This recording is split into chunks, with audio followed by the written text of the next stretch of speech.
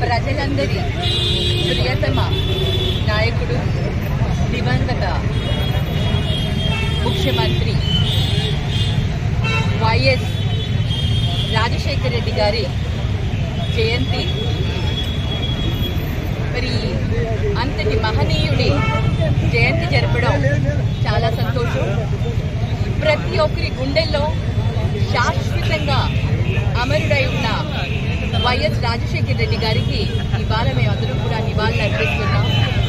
మనందరికీ తెలుసు, సమైక్య యునైటెడ్ ఆంధ్రప్రదేశ్లో ఆయన ప్రభుత్వంలోకి రాగానే పాదయాత్రలో ఎన్ని కష్టాలు ప్రజలు అనుభవిస్తున్నారో చూసి ఒక ఐకానిక్ సీన్స్ని తీసుకురావడం జరిగింది.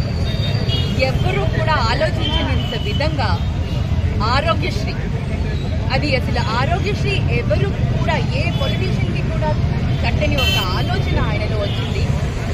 ఇది ఒక మనసున్న వ్యక్తి, ఒక మనసున్న డాక్టర్ కాబట్టి ఆయన ఆ ఆరోగ్యశ్రీని తీసుకురావడం, పేద ప్రజలకు అందరికీ కూడా మంచి కార్పొరేట్ వైద్యాన్ని అందించడం, అది చేయడమే కాకుండా పేద విద్యార్థులు విద్యకు దూరం కాకూడదని చెప్పి వాళ్ళందరికీ కూడా ఫీజు రియంబర్స్మెంట్ తీసుకుని వచ్చి ఎంతో మంది డాక్టర్స్ని, ఇంజనీర్స్ని, ప్రొఫెషనల్స్గా ఉన్న వాళ్ళందరినీ కూడా ప్రొఫెషనల్స్గా తయారు చేసి సమాజానికి అందించిన గొప్ప వ్యక్తి మన వైఎస్ రాజశేఖర రెడ్డి గారు.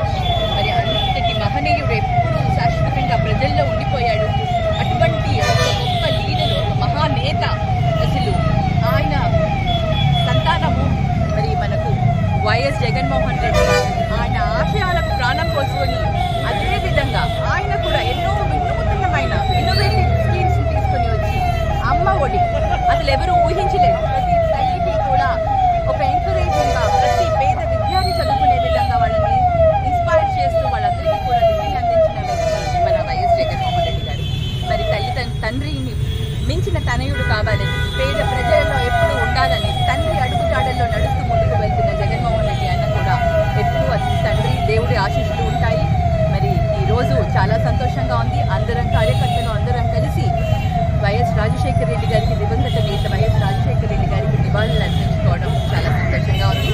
మరి ఇవాళ ఆయనకు గుర్తుగా మేము చేస్తున్న కార్యక్రమాలు హాస్పిటల్లో పాలు, పళ్ళు, బ్రెడ్ ఇవన్నీ కూడా అందించడం, పేద విద్యార్థులు ఎవరైతే బీసీ హాస్టల్లో ఉన్న 11th and 12th ఇంటర్ విద్యార్థులకు అక్కడ వాళ్ళకి బెడ్షీట్స్ లేవని అంటే వాళ్ళకి బెడ్షీట్స్ అందించడం, అలాగే విశ్వ హిందూ పరిషత్ వాళ్ళ పిల్లలు అక్కడ కూడా స్కూల్లో పిల్లలకి బుక్స్ అందించడం, ఇలాంటి కొన్ని కార్యక్రమాలు చేస్తున్నాము.